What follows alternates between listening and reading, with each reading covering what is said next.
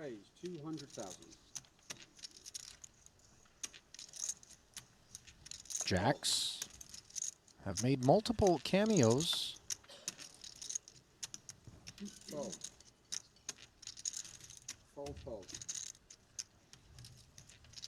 This one should be interesting, how Patrik approaches. And we've seen him go hard with ace-queen and taking out Brewer's ace-king, remember?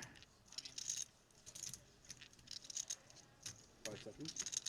Not only do I remember, Randy, but Raise 550. we can still feel the reverberations in the room from that beat. As Antonius 3-bets to 550,000. I ask you, we know that his range is going to be wide as an open from all positions. But when he's 3-betting, can we still give him wide ranges?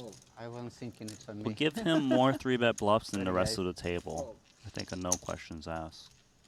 Realizing that these 20, 25 big blind stacks can't mess around too much. But 𝐿 got the goods. Pocket jacks. They've also got involved already in the 3-bet pot earlier at this final table. Little history building. 5 seconds. Seems like nowhere to go but jam, and expect to take it down pre at a decent frequency, I would think.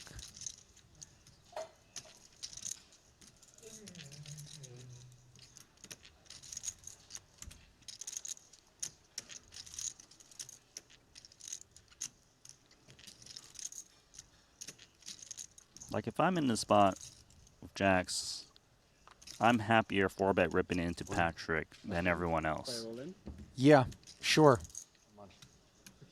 You may not be so happy when you get Patrik asking you for a count because you know that the 3-bet is attached to a real hand. How real?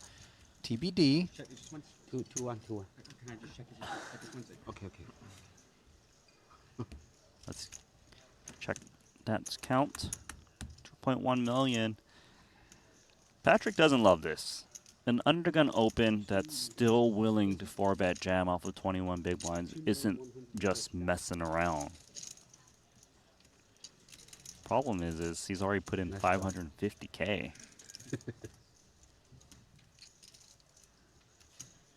How many pairs lower than ace-queen is jamming where he's coin flipping? It's enough, so he's going to call. This is far and away the biggest pot of the final table so far as Patrik plays versus Tan, 2 overs, versus the pocket pair, 4.5 million in the middle. 𝐿 rooting for a jack. Everybody else rooting for quite the opposite, though, as they're trying to secure a ladder of 224,000 with a Tan exit, but that's not the flop that's going to help them realize that.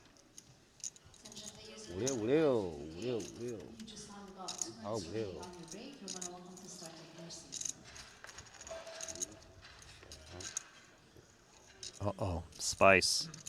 Antonius has spade coverage. The better of the 2 flush draws. He could chop it with a 4. Clean winners are the ace and the queen. Oh. And the queen rolls off.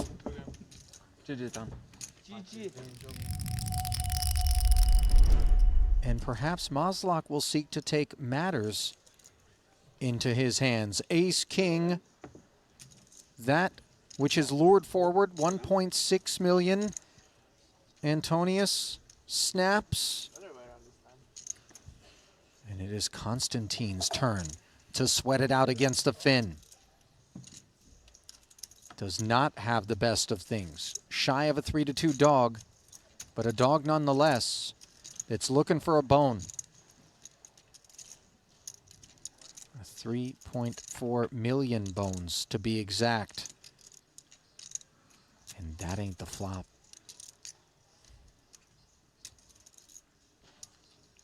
Six outs twice for the Russian. One more chance. Turn renders no assistance, and might he be joining Tan Xuan on the rail in short order? Only the river has our answer, and it's yes.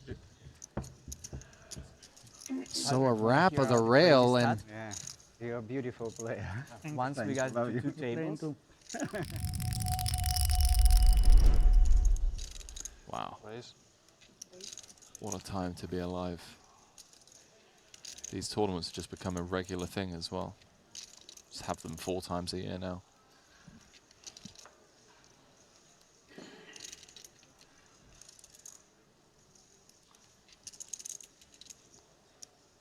Now, you can easily do 10 mil in buy-ins. Yeah. Yeah, if you're a hard worker, it's pretty easy. Especially with this 500k coming up in the Bahamas. You fire 2 bullets in that, that's a mil right there. That's why the winnings on the Hendon Mob are just exploding in the last few years, right? Because, I mean, most of the guys that are in the top 20 now, they're doing like, unless you've been on there, like you're doing 5 million in buy-ins a year. I mean, like you could win 3 million a year and you're a pretty big loser, actually. Yeah, exactly. So that's rough. This is rough. This might be 400. out in 4th for Roman, after defending his big blind and flopping top pair against Patrik on the Jack 5-3. I mean, probably will be. Struggling to find an exit. He might just, I mean, it's over if he check raises flop. If he takes that line, it's just done. But ICM, like I said, he has enough chips that like maybe he doesn't want to do that. Nope. There's the flop check raise. It's curtains unless, I mean, there are some chops here. And, I mean, obviously a 7, backdoor hearts, or a straight. That's where he gets that 18% equity. How does Patrik proceed? He just asks for all of it? I think so, yeah.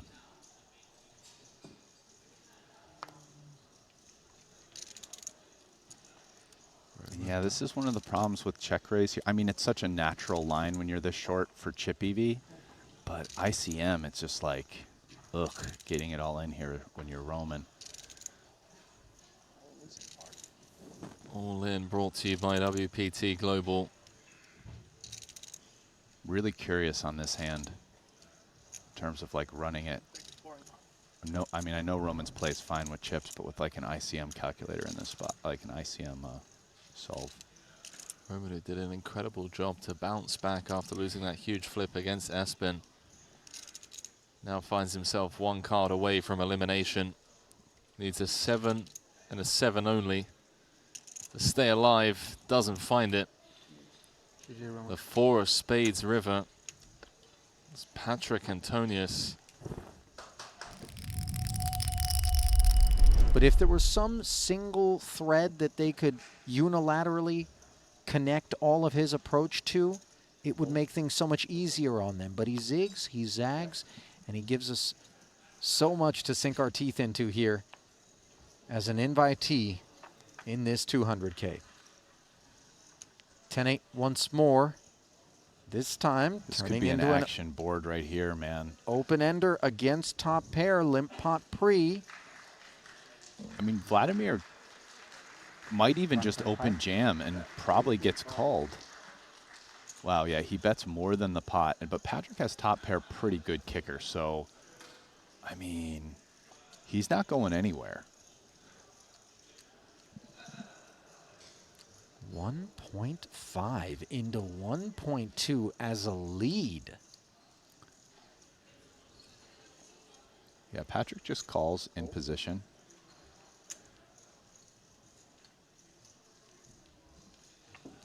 Pot grows to 4.2. And the 6 rolls right off, giving Korzinin the 10 high straight. Yeah, that's a brutal card for Patrik. Probably not quite as bad as a jack, but...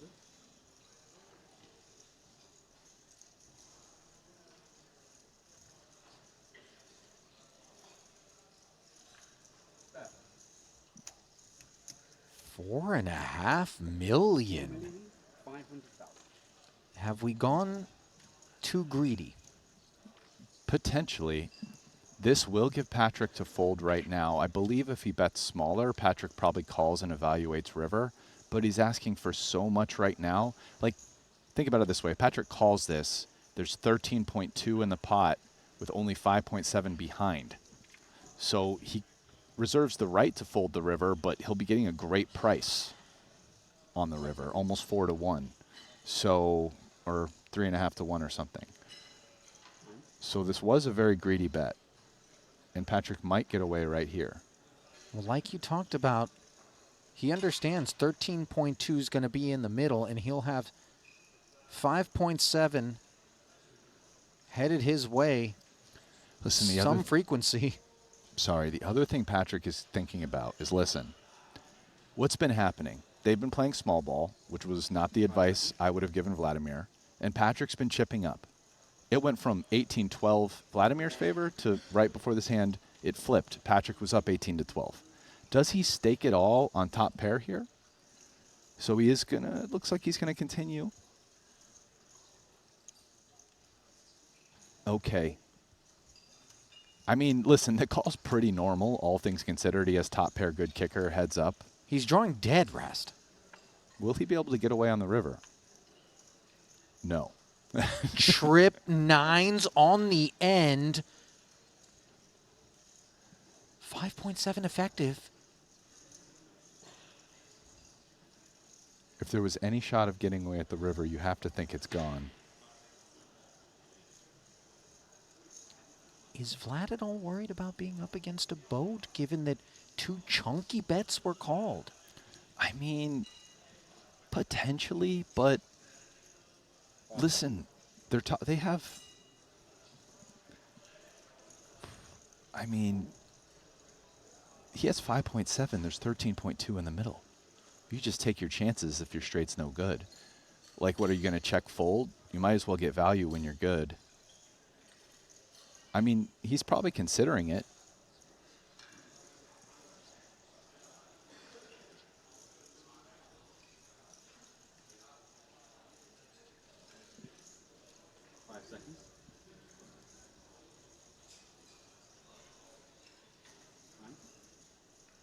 Time bank's being utilized.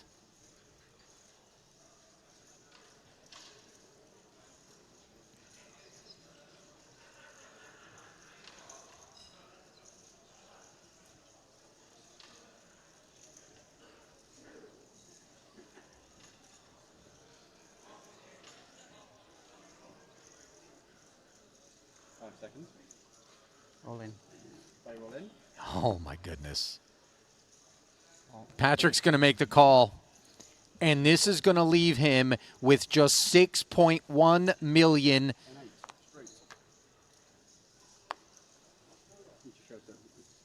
Oh. Oh, my goodness.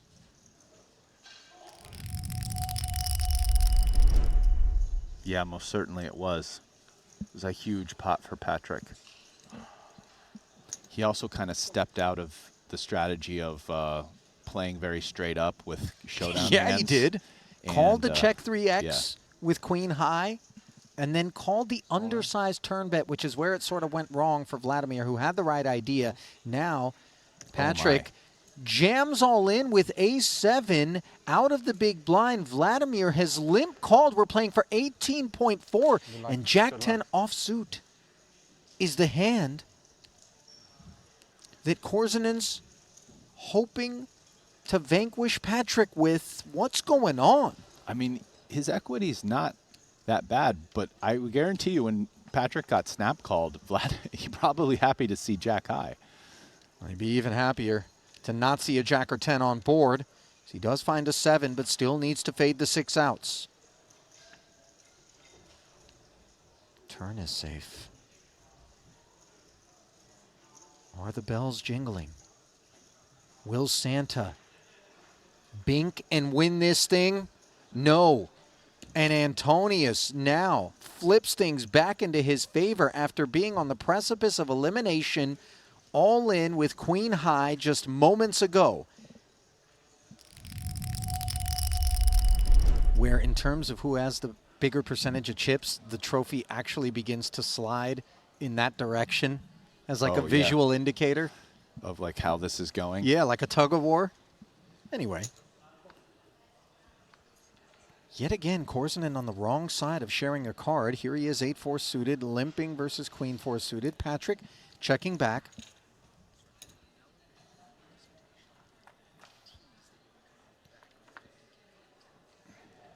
Jack 9-4, both players connecting with bottom pair.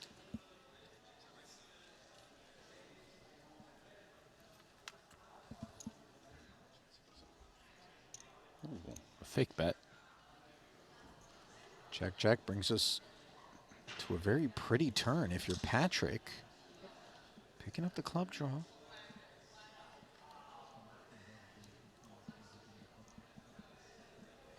Uh, 1.5.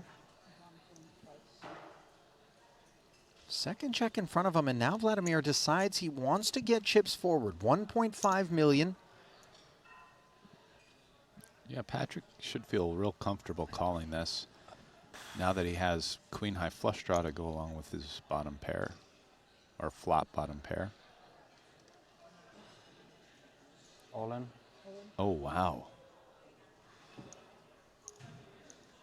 Checking and jamming is Antonius, looking to clear a lot of what might be beating him. Finish here. Go. Oh my goodness, Korzinin has just decided to All call. kind of things. You called, yeah? Oh, I have only 4. 4 also. Ooh. This Well, he was, said he has to finish here, I mean, and he rates to do exactly that. but he called it because magic. if he wins the pot, actually, the tournament's not over, Ollie. And I mean, he does have 2 outs, but that's pretty grim. And it's all over. As the queen kicker plays in spite of the board pairing,